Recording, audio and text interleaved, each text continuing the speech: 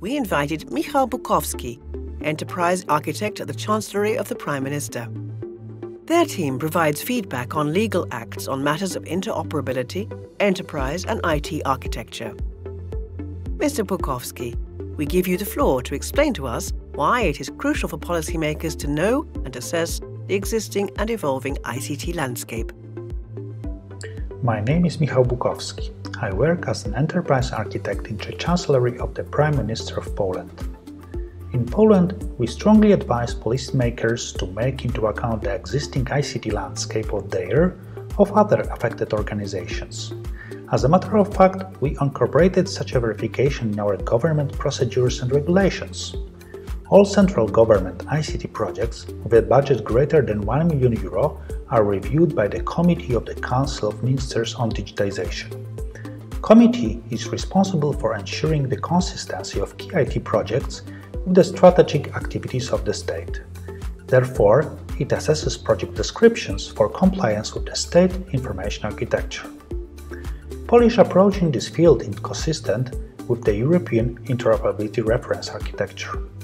Project descriptions contain, among others, identification of stakeholders, their problems and needs, description of as-is ICT landscape, information about the legal environment of the project, existing regulations as well as changes in the regulations required by the project.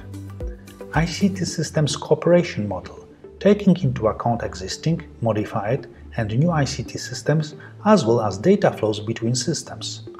Key components of solution architecture and public registers, existing or planned to be established for the project's success.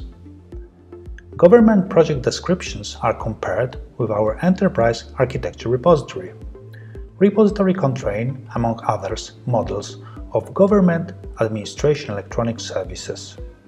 Models are described as relationships between various objects, such as legal acts, public organizations, business functions, data sets, and ICT systems. In March 2022, we had more than 15,000 such objects and approximately 24,000 relationships between objects in our repository. Compliance with the state information architecture is aimed at ensuring legal, organizational, semantic, and technical interoperability. It supports reuse of existing government solutions and design in accordance with the government enterprise architecture vision as well.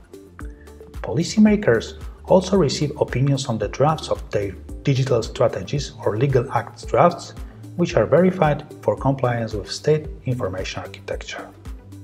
To support policymakers and other experts involved in the creation of government ICT solutions, we run Polish Interoperability and State Information Architecture portal. We publish there information about European and Polish digital strategies, regulations and interoperability frameworks, as well as national and domain interoperability standards. We also provide descriptions of government solutions ready for reuse and videos presenting key aspects of interoperability and Polish government enterprise architecture.